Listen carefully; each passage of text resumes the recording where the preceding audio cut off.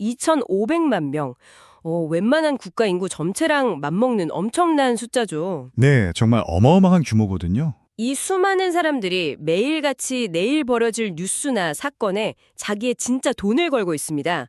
보통 우리가 최첨단 금융 기법이나 막 미래를 여는 크립토 혁신 이런 거 얘기할 때면 당연히 미국의 월스트리트나 뭐 실리콘밸리 아니면 스위스 같은 곳을 떠올리잖아요. 그렇죠. 보통은 글로벌 금융 허브들을 가장 먼저 주시하죠. 근데 오늘 우리가 살펴볼 이야기의 핵심 무대는 완전히 다른 곳입니다. 바로 남미의 거인, 브라질이에요. 맞아요. 최근 글로벌 기술이랑 금융업계 시선이 사실 미국도 유럽도 아닌 브라질로 쏠리고 있거든요. 오늘 우리가 다룰 내용은 단순한 스포츠 베팅이나 오락거리가 아닙니다.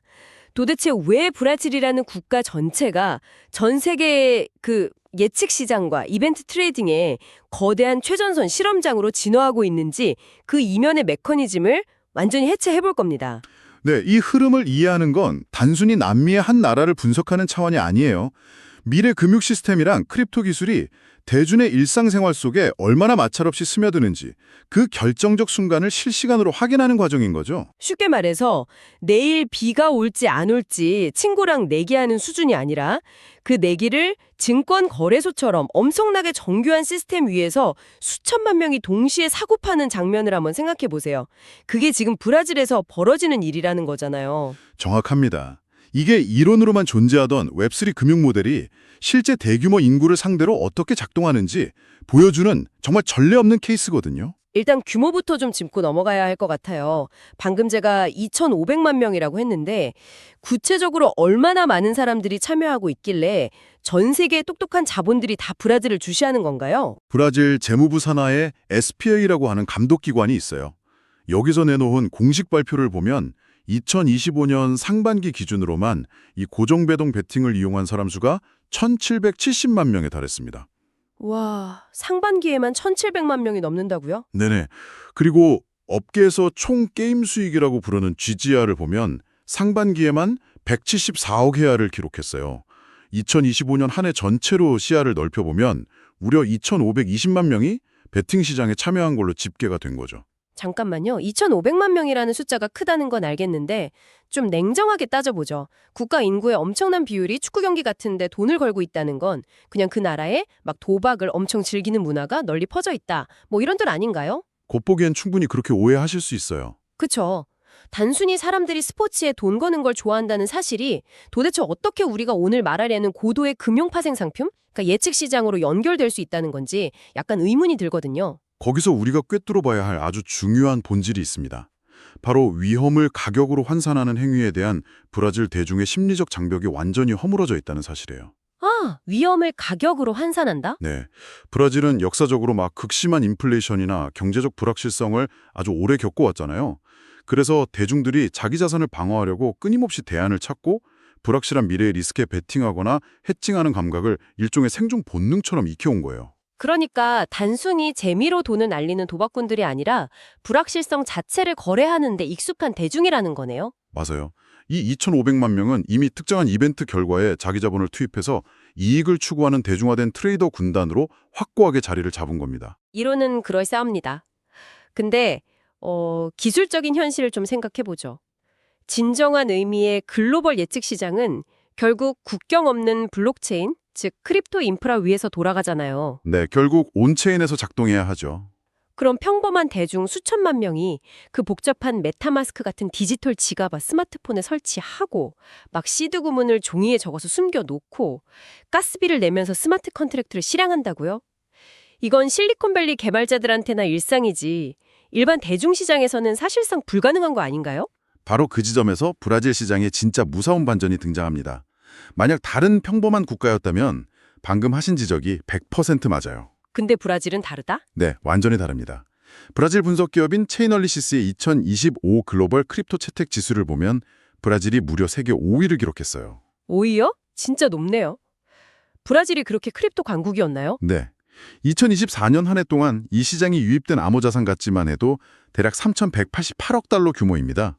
엄청난 글로벌 상위권이죠. 와, 3천억 달러면 장난이 아닌데요. 그게 다 일반 사람들이 쓰는 건가요? 브라질 대중들은 이미 PIX라는 국가 주도의 즉각적인 디지털 결제 시스템을 엄청 편하게 쓰고 있거든요. 이걸 통해서 일상적으로 스테이블 코인을 구매하고 이체합니다. 아, 자국 통화 가치가 떨어지니까 달러에 연동된 스테이블 코인을 그냥 일상적인 지갑처럼 쓴다는 거군요. 맞아요.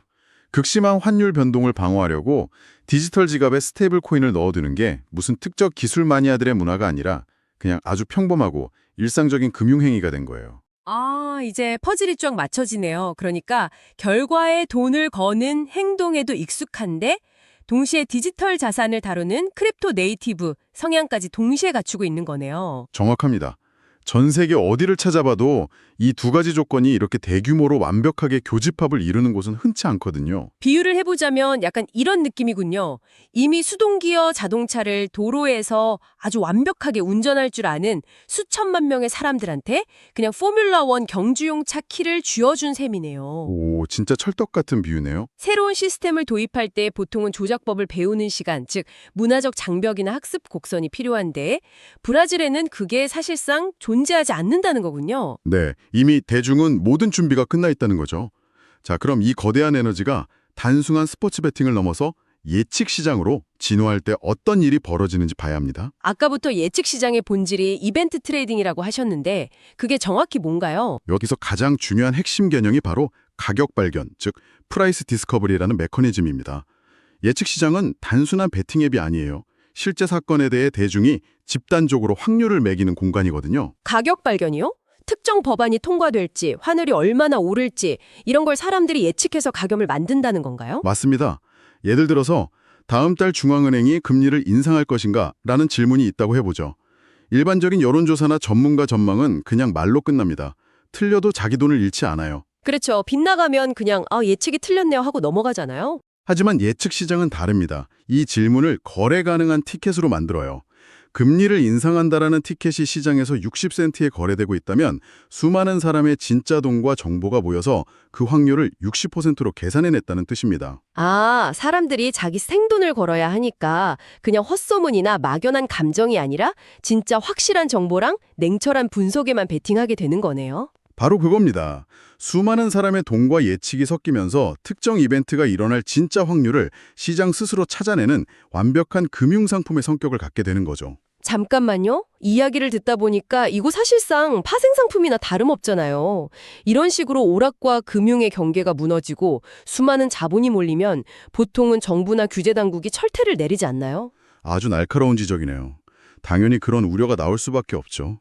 막 미국만 해도 이런 시장이 열리면 규제당국이 바로 제재 가하고 법적인 문제가 엄청날 것 같은데요. 브라질 정부는 가만히 있나요? 보통 규제라고 하면 싹을 자르는 걸 먼저 생각하시잖아요. 그런데 놀랍게도 브라질에서는 이 혼돈을 오히려 제도권 금융상품의 테두리 안으로 끌어안으려는 과감한 움직임이 일어나고 있습니다. 억누르는 게 아니라 오히려 제도를 만들어준다고요? 네, 2023년 12월에 제정된 법률 14790호를 통해서 고정배당 베팅의 제도적 틀이 이미 마련됐어요. 아까 말씀드린 정보기관인 SPA가 직접 감독하고 있고요. 정부가 직접 나서서 심판을 자처한 거네요. 게다가 더 놀라운 건요. 2020년 2월, 그러니까 최근 보도에 따르면 브라질 공식 증권거래소인 비싸와 관련된 예측 시장 및 이벤트 파생 상품이 증권당국 체계 아래서 승인되었다는 사실이에요. 와, 이거 진짜 파격적인데요. 그냥 단순히 베팅 앱을 합법화해준 수준이 아니라 아예 국가증권거래소에서 파생상품으로 승인을 내버린 거잖아요. 맞습니다. 오히려 규제가 브라질 시장의 성장을 가속화하는 기폭제가 되고 있는 역설적인 상황인 거죠. 다른 나라들은 이게 도박이냐 아니냐 탁상공론만 하고 있을 때 브라질은 아예 고속도로를 깔아준 셈이네요. 이게 바로 국가 차원의 퍼스트 무버 이점일 수 있겠습니다. 그렇죠. 하지만 여기서 우리가 짚고 넘어가야 할 핵심 리스크가 하나 있습니다. 완벽해 보이지만 아직 위험 요소가 남아있군요. 그게 뭔가요? 이 시장이 완전히 완성된 건 아니라는 겁니다. 대중적이고 대규모인 시장이 막 열리기 시작하는 초기 단계거든요. 가장 큰 뇌관은 이 예측 시장을 법적으로 도박으로 볼 것인가 아니면 금융 파생 상품으로 볼 것인가 하는 분류 문제가 완전히 끝나지 않았다는 점이에요. 사용자가 돈 거는 건 똑같은데 그 분류가 그렇게 중요한가요? 완전히 다르죠. 규제 방향에 따라서 시장 구조 자체가 바뀌어버리거든요.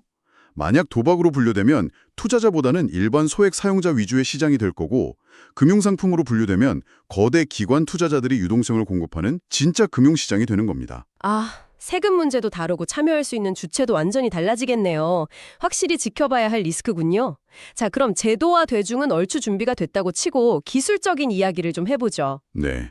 사실 기술 인프라가 제일 중요한 포인트 중 하나죠. 수천만 명이 각자 다른 지갑을 들고 뛰어들 텐데 브라질 유저들이 여러 블록체인에 걸쳐서 스테이블 코인을 보유하고 있을 거 아니에요. 그렇죠. 이더리움, 솔라나, 폴리곤 아주 다양하게 파편화되어 있죠. 그럼 이 사람들이 동시에 거래를 할 텐데 서로 다른 체인 간의 자금을 매끄럽게 연결하지 못하면 병목 현상 때문에 시스템이 그냥 터져버리지 않나요? 맞아요. 그래서 무대 뒤에 진짜 주인공인 크로스체인 인프라가 필수적입니다. 이 거대한 자금과 거래를 끊김없이 돌아가게 만들 보이지 않는 파이프라인이 있어야만 하거든요. 보이지 않는 파이프라인이요? 그게 구체적으로 어떤 기술이죠? 대표적인 예로 라이파이라는 프로젝트를 들 수 있습니다. 이들은 무려 60개 이상의 서로 다른 블록체인을 연결하면서 크로스체인 유동성 인프라를 운영하고 있어요. 60개 체인을 다 연결해뒀다고요? 규모가 어느 정도 되는데요? 누적 전송 규모만 해도 약 600억에서 800억 달러 이상에 달할 정도로 어마어마한 수준입니다. 여기서 핵심은 사용자는 자기가 어떤 체인을 쓰고 있는지 알 필요조차 없어야 한다는 거예요. 아, 굳이 내가 폴리곤에서 이더리움으로 돈으로 옮기고 자시고 할 필요가 없다는 거군요. 네, 예측 시장이 커질수록 체인 간 자금 이동을 뒤에서 보이지 않게 자동으로 처리해주는 이른바 유동성 추상화 레이어가 핵심 기술로 부상하는 겁니다. 마치 해외여행 갈 때 공항에서 나라마다 화폐를 일일이 환전할 필요 없이 그냥 내 신용카드 하나만 딱 긁으면 뒤에서 은행들끼리 알아서 환율 계산하고 결제 처리 다 끝내버리는 거랑 똑같군요. 아, 완벽한 비유네요. 딱 그겁니다.